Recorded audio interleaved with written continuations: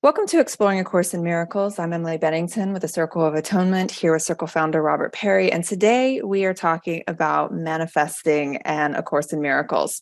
The simple definition of manifesting is to turn something from an idea into a reality. And this is obviously a very popular topic in spiritual circles, but does the Course address it? And if so, what does the Course have to say about it? Robert, let's begin with just a very, very quick overview of the background of manifesting. This is a fairly new phenomenon in spirituality, right? Depends on how you define new, but I can just talk about my own familiarity with the history of it. And I think when we're talking about manifesting, we're talking about a sort of a more specific version of that standard definition. We're talking about this spiritual idea where if you think positive thoughts, if you visualize something that you want and you imagine it's yours, then that thing will actually physically come to you. So I think my first familiarity with the idea of manifesting, and I heard it described as the law of attraction. Do you make any distinction between manifesting and the law of attraction? I think so many of us picked up on it first with The Secret in 2006, and then Oprah got on the Secret train, and then all of a sudden manifesting exploded, and it was everywhere in spirituality. There are people, if you go online, who make a distinction between manifesting and the law of attraction. But I think for those of us who are at a distance, it all looks kind of the same. Mm-hmm. You're thinking really positively, you're imagining something coming to you, you're visualizing it as yours, you're feeling how it feels to have it be yours, and then you're expecting it to physically show up as if by magic. And there's Right. something that sounds really good about the law, like a universal law of attraction, that if you think these things, if your mind is in the right place, then what you want will come to you. And that's a very, very sexy idea. Well, it's like magic, Mm-hmm. right? You don't physically make it happen just with the power of your mind. You draw it to you, and you can draw to yourself whatever you want. I mean, The Secret promised that you can have the life of your dreams, wealth, and an amazing partner, and success, and everything you want can come to you if you do it right. So obviously this has taken hold in the world, and as I've been saying, the spiritual community in particular. Is manifesting, or the idea of the law of attraction, taught in the Course? It's not. And this is a really important point. I think a lot of Course students get this, but I know a lot of Course students don't get this. The first point to be made is, as we pointed out recently, there are 180 prayers the Course gives us to pray. There is a whole volume full of exercises that we're supposed to do, every day for a year. So there's 365 lessons. If there's anything the Course wants us to do, it's going to be in there. Right. But there isn't one single exercise in manifesting or in using prayer to ask for material things, which, I mean, I don't think people think of manifesting as prayer, but obviously they're very closely related, in both you're in some way using your mind to call into your life something you want. The very closest the Course gets to even addressing the topic is in the prayer for lesson 242 in the workbook. I just want to read the prayer because it gives you a flavor in just this brief prayer of how the Course sees this topic. So here's how the prayer goes. And so we give today to you, meaning to God. We come with wholly open minds about our day. We do not ask for anything that we may think we want. We don't ask for anything we think we want. Give us what you, meaning God, would have received by us. You know all our desires and our needs. And you will give us all things that we want and that will help us find the way to you. So it's not enough just to want them. They have to also help us find the way to God. Now, this prayer is the opposite of manifesting, right? We're saying we will not ask for anything we think we want. We just leave it all in your hands. It's up to you, God.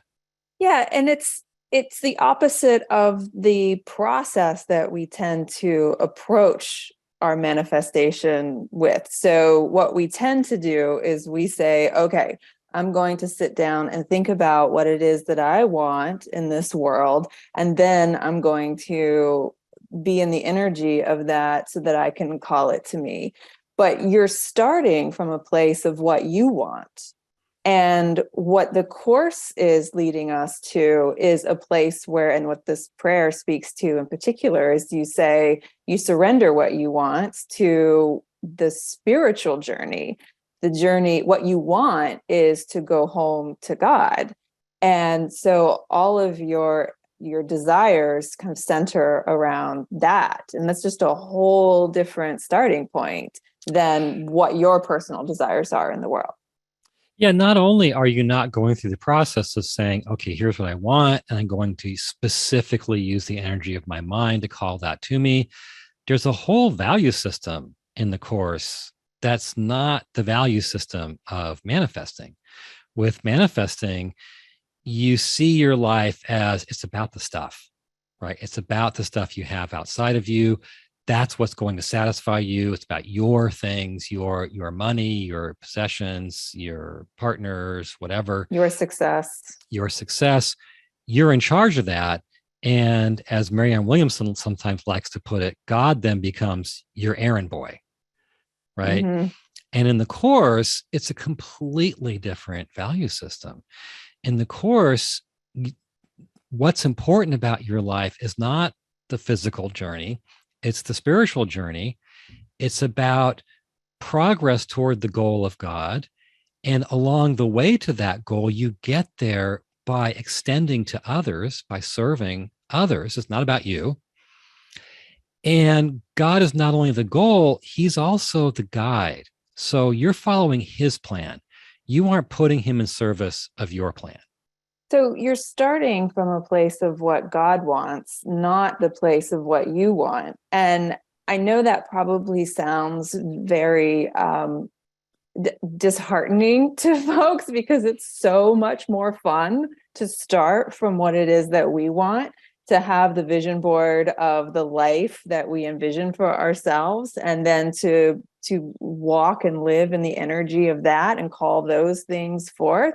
And then it probably sounds like pouring cold water on people's dreams to say, well, at the end of the day, it's about what God wants for your life. But at the end of the day, what God wants for you is going to make you far more happier than those things that you want for yourself anyway.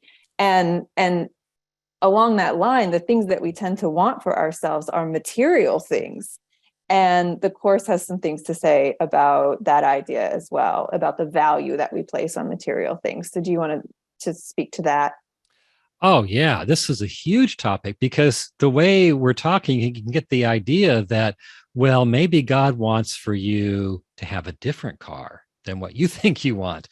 And that may be true, but that's not so much to the point. The point is that the Course thinks that what will really make you happy, as you're just saying, is not the material things. And the Course is very down on our belief that material things can bring happiness. And there's all kinds of examples of that in the Course. The Course has this, one of the lessons in the workbook is, how can illusions satisfy God's Son? And the Course thinks everything in this world is an illusion. So nothing in this world can satisfy us, since we're God's Son. The Course has a very dismissive attitude towards money. It calls money, in a couple different places, paper strips and metal discs. And you see just in that term that the Course has no sense of worshiping money like us human beings do. It has even a dim view of shopping. there's several references to shopping in the Course because Helen Schuckman was a shopper. And one of them talks about stores where people buy an endless list of things they do not need. So the Course has this whole idea that the things we value outside of us, the material things, are false gods. And the term the Course uses is idols. So these things become our gods. And yet from the Course's standpoint, they are illusions and they can't satisfy us. And that's an important point, because the Course isn't saying that those things are bad. The Course isn't saying that money is bad, that shopping is bad, that if we want to take it further, that sex is bad. What the Course is saying is that these kinds of physical pleasures, the desires of the world, they're just not the highest spiritual mountaintop. They're just not the thing to shoot for. They're not the thing that's going to bring you ultimate happiness.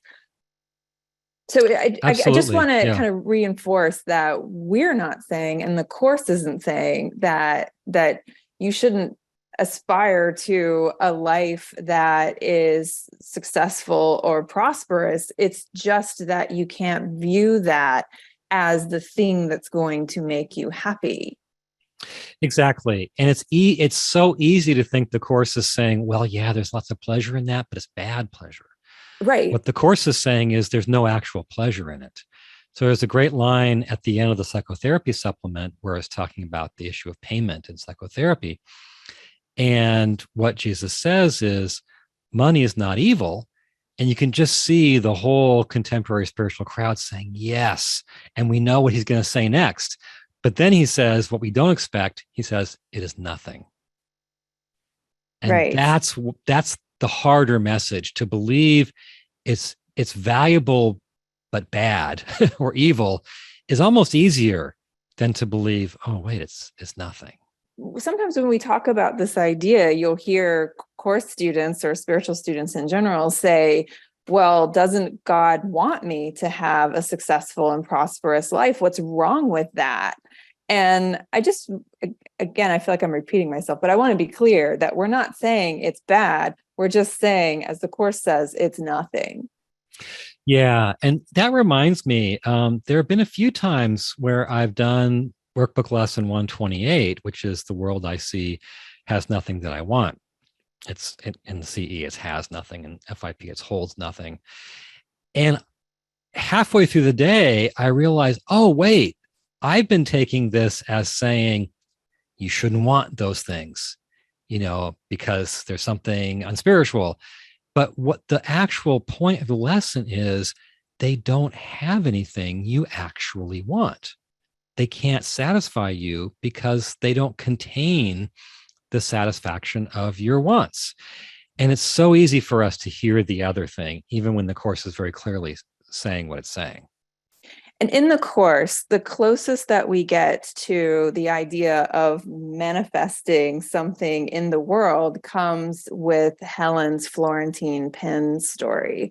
And so I want to read a pretty perfect example. Yeah, I want to read this because it speaks to the fact that manifesting does work on some level, or it can. But Jesus advises against it. So let me read this is this from her autobiography? This is from an earlier draft of her autobiography. There's more detail in this than in the published version. Okay. So this is from 1965.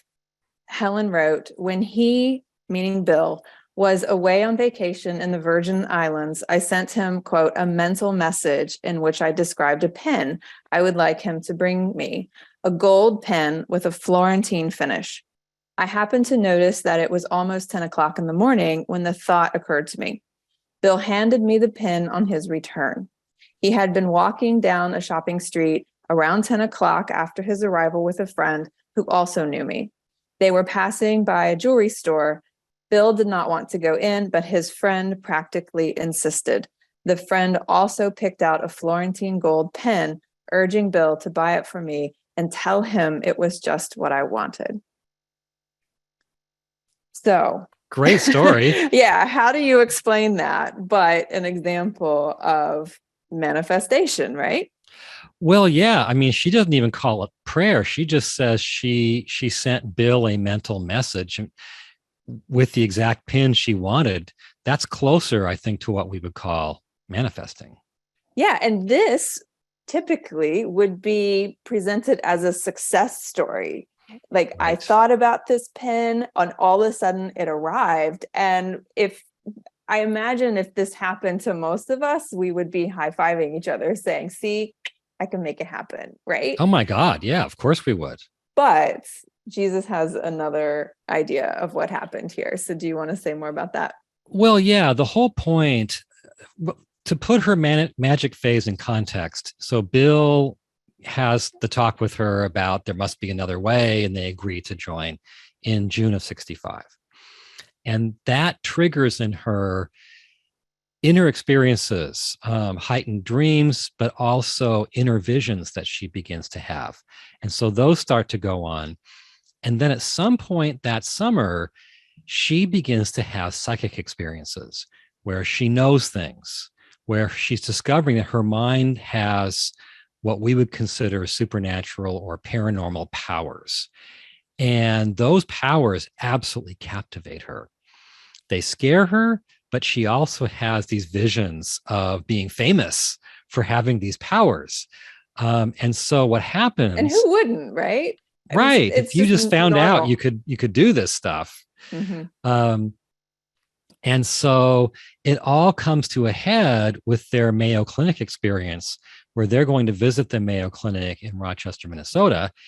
And before they go, she has a vision of this Lutheran church that they will see. In fact, she thinks they're going to see it as the plane's landing. So she describes it to Bill, and she's thinking, we're going to see this thing. And they get the plane lands, they don't see it. They get in a taxi and go look at, I think, like a couple dozen churches, and none of them are it. And finally, as they're leaving to go back to New York City, Bill finds a little leaflet at the airport, and her church had existed on the very grounds the Mayo Clinic now occupies. And they had to level the church to build the clinic. And so it was like, oh, okay. So she was seeing the past. And then as they had a layover in Chicago, she, with those same psychic, abilities that she was discovering, she could tell a woman sitting against a wall was in tremendous pain and distress and anxiety. And they befriended her. And it's a long story, but it turns out, and she was going to New York City hoping to find a Lutheran church. She was leaving her home, and it turned out that was the right use of her powers, helping this person in need, not seeing the church from the past. And then she, sometime after that, she has this inner vision where she's in a cave, and she has to make a choice. She sees this scroll, and on the right side of the scroll, she sees the future. On the left side, she can see the past, and in the middle, it just says God is. And she makes a choice to just roll it all up except for the God is part. So what she was doing in that experience is renouncing her magic phase and just choosing God. And it was that renouncing of her magic phase that was simultaneously the choice to have her function as the scribe of the course. She didn't know at the time, but that was renouncing her magic phase was what allowed her to be the scribe of the course. So when you say magic phase, what you mean by that is using her abilities to gain things for herself. That's a great way to put it. Yeah. Okay. Yeah. And so when we say that she renounced her magic phase, and that's what allowed her to proceed with her function, then it means she was using her powers for her psychic powers, her spiritual gifts for the good of all versus just the good of herself. Well, yeah, for the good of others and under God's use, for God's use. Right. And so there's a lesson in there for all of us, because just as Helen was able to use her spiritual gifts to benefit herself, the Florentine pen is a perfect example of that. It cost her something. It cost her her broader function in the world. And Well, if she so, had stuck with it, yeah, it would have cost her. yeah, exactly. It would have cost her. But the fact that she renounced that piece of her, using her spiritual gifts just for herself, she was able to get her function, and we're all benefiting from that as a result. I mean, it almost like gives you shivers to think what would have happened if, just to use the cave vision, for example, if she in the process of having the option to see the future, to use her spiritual gifts to see the future, then Or would the she, past. or the past, but I'm thinking specifically of the future because that's Hmm. what we tend to want to see. Hmm. If she would have not gotten her function, if she would have not gone on to scribe the course, because in that cave vision, when she decided not to unroll the scroll to see the past or the future, but just to stick with God is, it's Hmm. the voice said, you made it that time, Hmm. which means there might have been other times where she didn't make it. Well, the implication, interestingly enough, is that the cave, she ultimately recognized as one of the, when she went to Qumran, where the Essene community is in Israel, she recognized one of the caves there as that cave where they found scrolls. So the implication is that as an Essene in the distant past, and they were known for having seers that could see the future, that she had made the wrong choice. Wow. They were So, famous for having amazing seers and prophets. uh-huh. And what would that have not only cost her, but cost all of us if She she could had have made the wrong choice? she could have manifested a lot of Florentine gold pins, but instead she manifested A Course in Miracles. Right. Like she could have had the most amazing life full of the most amazing things, but the course might not have come to her, probably wouldn't have come to her. And we would all be at a disadvantage as a result. Well, and I know we should move on from this, but I think the implication is that she said she was presented with an irrevocable choice. And so it was a choice of what will these gifts be used for? And if they're used for personal glorification and personal gain in the usual sense, then they wouldn't be pure enough for them to be used to bring through the course. That's amazing. So let's move on. Yeah, I know we need to, but we I do. just seriously want to park there and go into that because it says so much about manifesting and how we tend to look at it. We do tend to, as we've been saying, use the power of our mind to want to pull in things that we want in the world. That's the gift, right? Right. That's Yeah. considered to be the gift. And here you can hold up Helen as an example of the fact that it can happen, but also what you can lose in the long run if that's the only thing you see is what you want. So let's move on to, I feel like we're already kind of like going into this, but what's wrong with the idea and the topic of manifesting from a course perspective?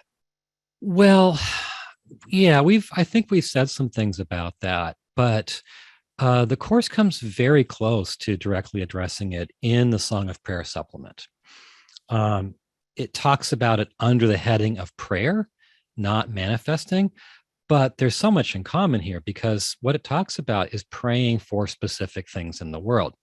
So the idea, of course, is you are asking God for the money and the car and the partner and the success. It's a little bit different than how we think of manifesting, right? There, you're just using the power of your mind. employing the law of attraction to bring, but they're both a strictly mental process seen as something spiritual that brings to you the specific things you want. Okay. And praying for specific things is addressed unambiguously in the Song of Prayer.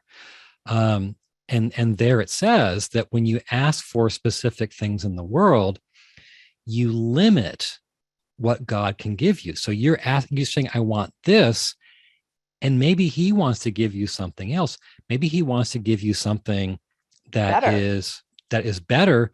Maybe it's better as a physical thing, or maybe what he wants to give you is something that's interior, that is something more like real happiness. The Song of Prayer says that, quote, in true prayer, you forget the things you think you need. You actually forget the things you think you need, which sounds a lot like that prayer in lesson 242 that we read at the beginning. It says, you overlook your specific needs as you see them and let them go into God's hands. It says that, quote, prayers for things, for status, for human love, for external, quote unquote, gifts of any kind are basically motivated by a hidden desire to just reinforce the ego, which is not that hard it's our ego that wants all the stuff, right? So the Song of Prayer is pretty direct in addressing an issue that is right next door to manifesting, and not in a positive way. That's what I always like to say is, whose vision board has spiritual growth on it? Like, who's cutting out pictures of all the interior growth that they're going to make? We're probably going to hear from people whose vision boards have exactly that. I know, right? It's funny because every time I say vision board, I always hear from people who are like, but I have a great vision board. And I've actually heard of grounding boards. Corinne used to, maybe she still teaches this, where you cut out things related to spiritual development and you put that on a board and you use that as the thing that you, so I don't want to say that there's not a higher use of the vision board process. But what I will say is that as a rule, I imagine our vision boards are not related specifically to spiritual growth. And also, usually it's the stuff your ego wants, right? Totally. And also when it comes to New Year's resolutions are always a good bellwether as well. What are we hoping to achieve every January 1st? It's usually related to the body or some sense of material success or physical pleasure. How often do we set New Year's resolutions that are about our spiritual journey home to God? Yeah. And right. So that's a right. real telling thing. What do we put on our vision boards and what do we wish for at the start of every year? They're usually ego satisfaction. So go ahead. Well, yeah. I mean, I don't know what more to say about the Song of Prayer, but if we want to know where the Course comes down on this, we really can see something that comes very close to a direct addressing of it in the Song of Prayer. Well, there is something more to say on it in the Song of Prayer, because we have that whole song and echoes side where the highest form of prayer is to wish for the song of God's love. And as a result of praying for God's love, the echoes of the song come, and the echoes are the things in your life that the Holy Spirit knows that you need, and those things will be provided for. The idea is that you're not focused on the things, you're focused on the song of God's love, and the things that you need take care of themselves. And so that's a beautiful message in terms of trusting that you will be given the things that you need in the world. Yeah, it's a beautiful image and concept that if you just ask for the song, the echoes come automatically. That every sound that's loud enough throws off echoes. Mm-hmm. Yeah, and we have a lot more to say about that, I think, in our next episode. Yeah, we've decided that there's too much to say on manifesting, so we're going to break it into two parts. But the whole song and echoes idea is incredibly important, because the Song of Prayer says that if you pray for the song of God's love, the echoes, the things that you need in your life will be taken care of. But if you pray for the things that you need, if you pray for the echoes, you can't get to the song of God's love from that place. Right. You may get a few echoes showing up, but they'll be empty inside. Right. They won't contain the song. And so you have to, this goes back to what we've been saying in this podcast and in Course Companions classes about you focus on the spiritual journey and the physical journey will take care of itself. But if you focus on the physical journey, the things that you need in this world, the spiritual journey doesn't tend to take care of itself as much as we wish that it would. So yes, absolutely. Are we focused on the right things? Yeah. So the next podcast is going to be how God can actually take care of our material needs. Pretty exciting idea, but the course's approach to that could not be more different. But we should not spend too much time right. on that. Yeah. So where we're going next is with the idea of manifesting. It's you hold what it is that you want in mind with an energy of you've already achieved it and in a positive state. And it's a divine law, quote unquote, divine law, that if you maintain that vibration, if you stay in that energy, then what it is that you desire will come to you. But this isn't backed up by research. So I know you've been particularly interested in this idea. So do you want to say more about it? Yeah. I just want to preface it by saying that you hear this so much in spiritual circles that it just starts to sound like, well, yeah, that must be true. Visualize it and you'll get, it must be true. And yet, where I have heard about the research on this comes from a podcast called The Happiness Lab by Dr. Laurie Santos, who's a professor at Yale. And she did an episode called Don't Accentuate the Positive. This is from October 29th of 2019. And what she does is bring on her show a woman, another professor of psychology from NYU named Gabrielle Oettingen. And she wrote a book called Rethinking Positive Thinking. And they mention, Gabrielle and Dr. Laurie Santos mention several examples where the research shows again and again and again that the group in the experiment that does the manifesting thing, that just pours energy into, I've already got it, it's mine, they consistently perform worse. So let me just go through the examples. The more positively people who were in a weight reduction program thought about their success in the program, fantasized about it, the fewer pounds they shed. Or university graduates, the more they positively fantasized about success in entering the work life, the fewer dollars they had earned 2 years later, the fewer job offers they'd gotten, and the fewer applications they had sent out.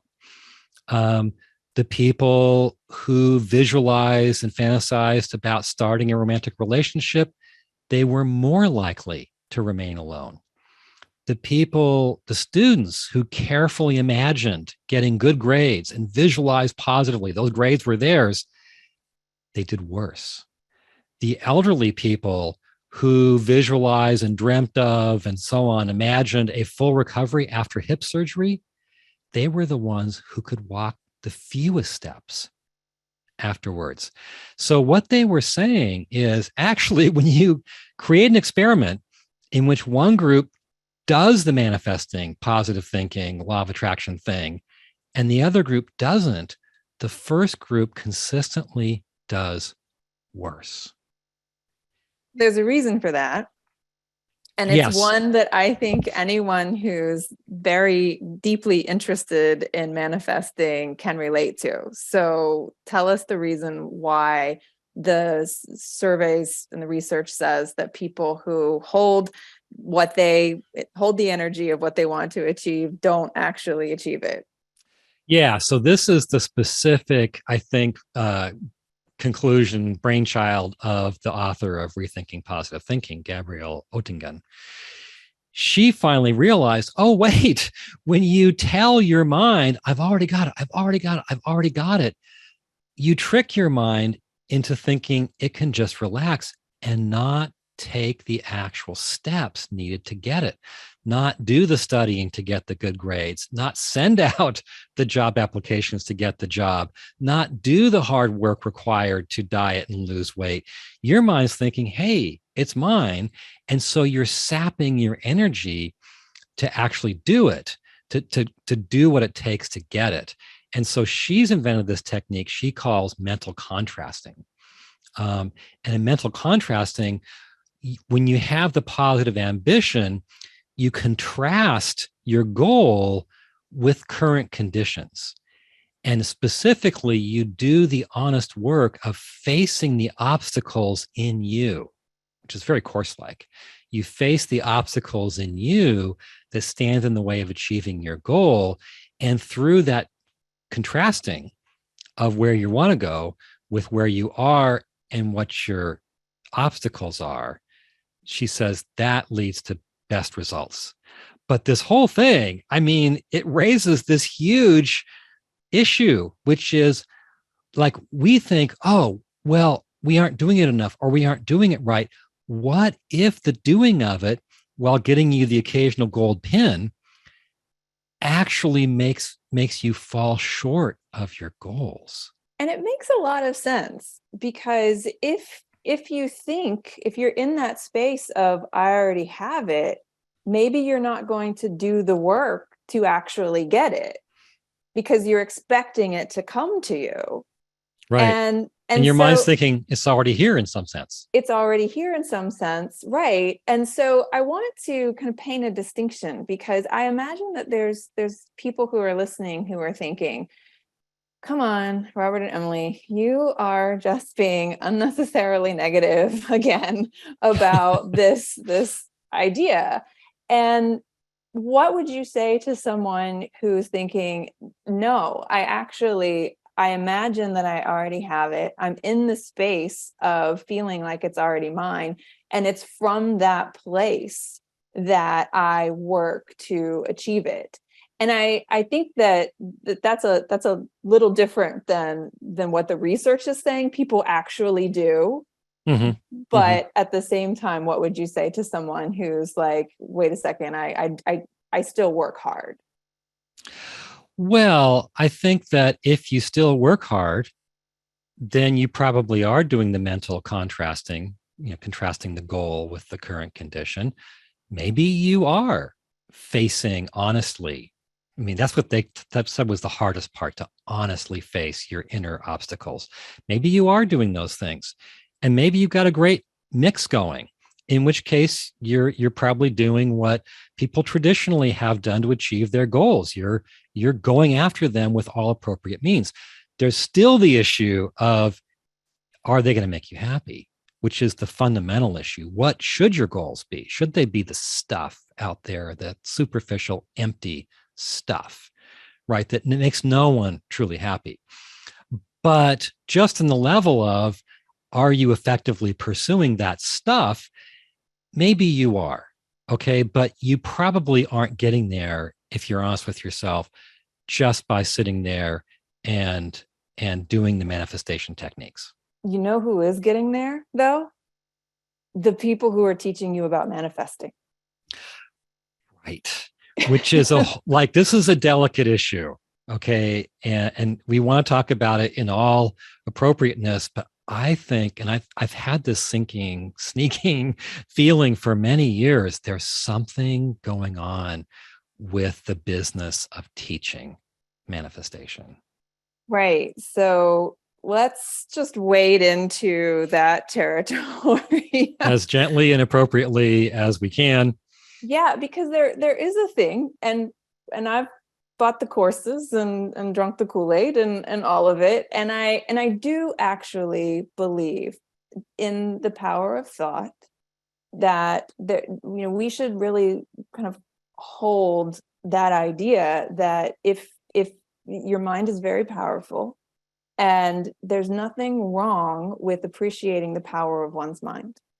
And so to the extent that the conversation is around that, and the extent to which the conversation is around pursuing goals that go beyond one's personal desire to what is spiritual development and for the good of all, then I think we can have a conversation around manifesting that would be in alignment with course principles.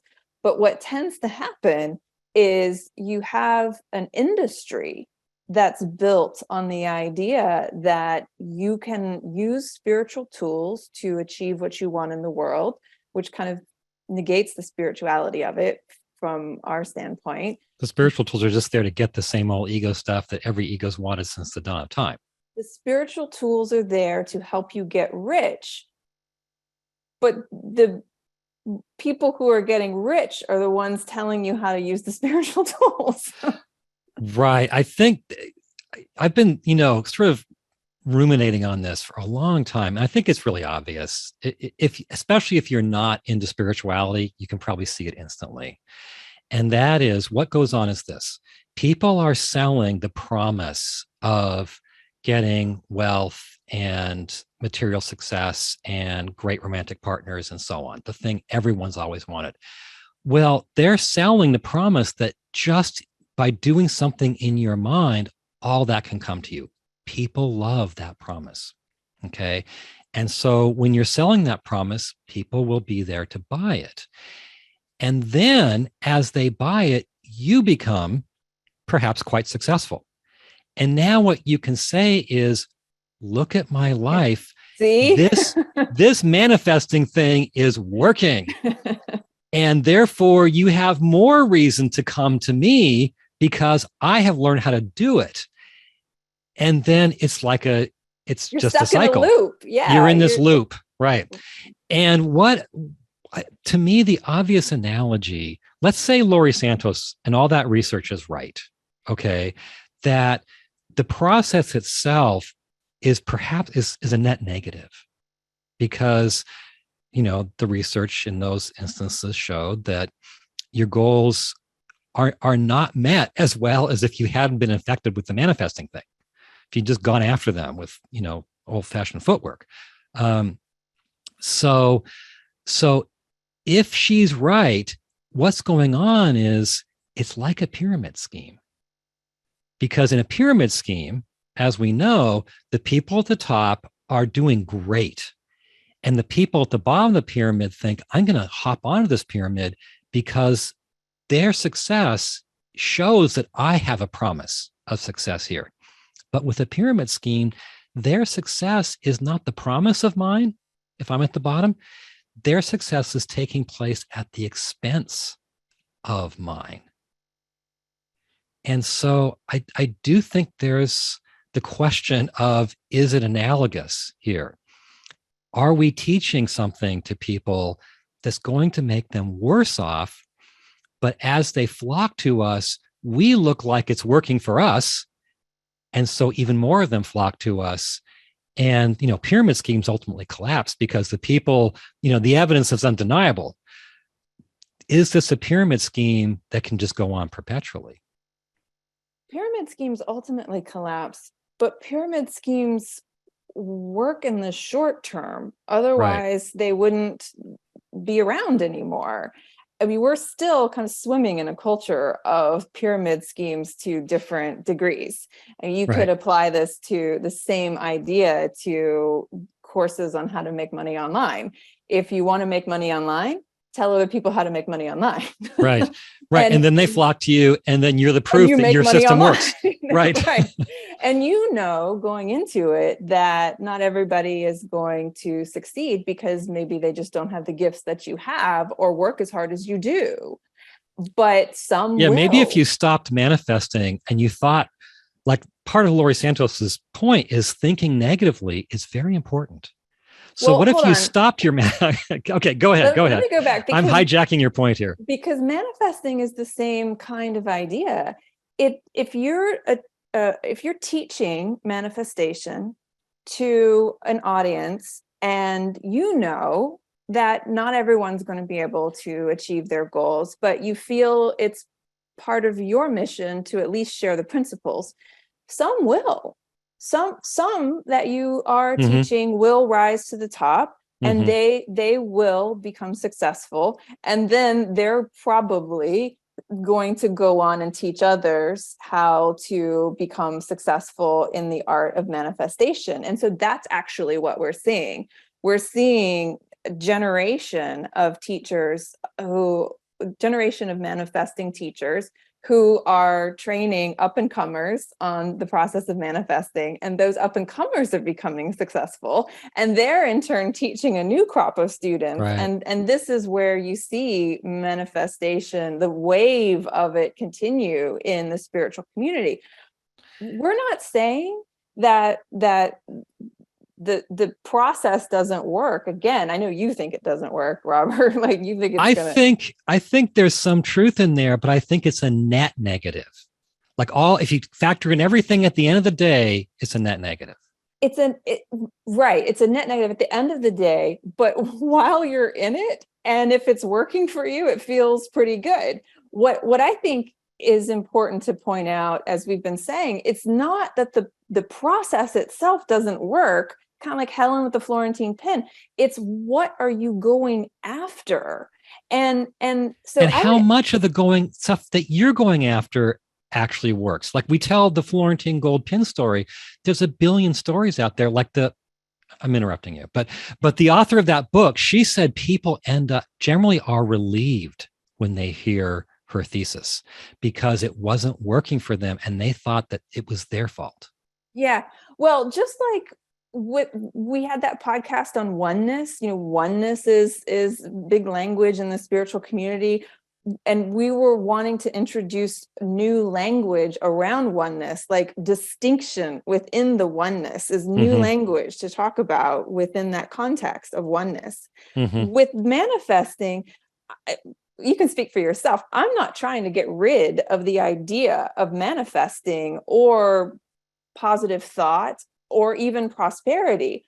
But what I would love to see is a new conversation around manifesting. What are you using the power of your mind for? What journey are you really on here? Is it just the journey of your physical desire and your physical pleasure, or is it a journey to God? So if we could keep the conversation around manifesting, which has become this spiritual darling, but reshape it, then I think that would be really cool. Yeah. And that connects with a final point, which is that when you step back and look at it, this idea of believe in yourself, pour energy into what you want, and you'll succeed is essentially what you might call amoral. It's something that can be used by good people, something that can be used by really bad actors. And the story that says that to you and me is the story of Norman Vincent Peale and Donald Trump. And Norman Vincent Peale wrote this monster bestseller, The Power of Positive Thinking, back in the early 50s. And he was a Christian pastor who was all about, like, believe in yourself, believe in your abilities, never doubt yourself, interpret every apparent failure or bad sign as actually positive and a sign of impending success, and you will have what you want in life. Well, it turns out that Donald Trump's father and Donald Trump went to his church for years and years and years. Norman Vincent Peale officiated Donald Trump's first wedding. Donald Trump cites him as a very important influence, and you can see in Donald Trump's life that attitude. Never doubt yourself. Never, always stay positive. Believe you're succeeding. Convey that, and it will come to you. And I think for most of us listening to this podcast, it's a chilling tale, right? Or at least it should be. At least it should, because we know that behind all of that, believe in yourself, never doubt yourself, always project that you're winning, don't be a loser. We know that there is, for most of the world, an absolutely transparent manifestation of the worst the ego has to offer in that Donald Trump tale of success, right? So it shows you can take, it shows to me, even though a lot of manifestation teachers, and I've heard them, inject manifestation with more focus on God and love and so on. I've heard some of those teachings. But the very essence of it, I will just use the power of my mind, the power of my belief in myself and what I want to get what I want. There's nothing non-evil about that. You can fill that with light, or you can fill it just as easily with darkness. Or you can try and blend it in language like prosperity gospel. Like God wants you to be rich, and the proof of God's love is that you are rich.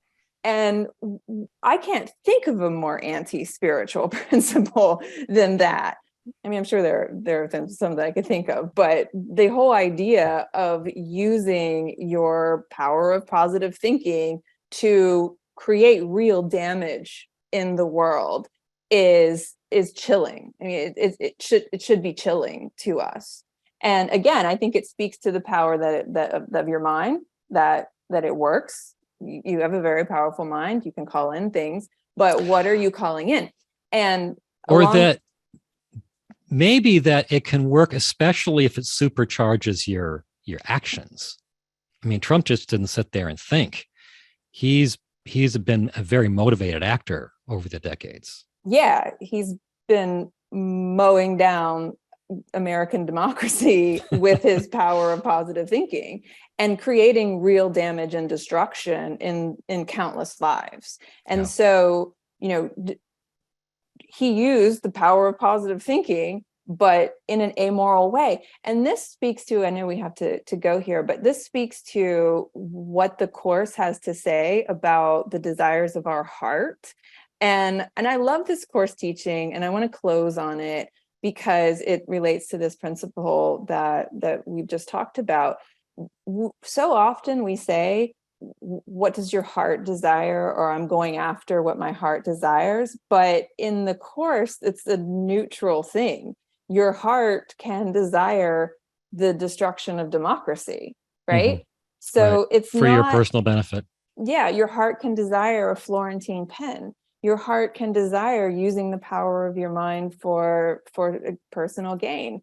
Your heart wants a lot of things. It doesn't make it right what your heart wants. And so we have to really, as we're thinking about the power of our mind, as we're thinking about our goals in the world, as we think about the purpose of our lives here, really getting clear on what it is that we want to call in and what it is that we're seeking to achieve here. Yeah. And the good news is that after an episode of distilling the essence of our curmudgeonness for an hour, we will talk in the next episode about the positive side, which is how God can actually, according to A Course in Miracles, take care of our material needs. Right. So stay tuned for part 2 of our Manifesting and A Course in Miracles series, where we're going to talk about the Course's approach to God supplying our needs. So we look forward to seeing you then. And on behalf of Robert and I and all of us at the Circle, bye for now.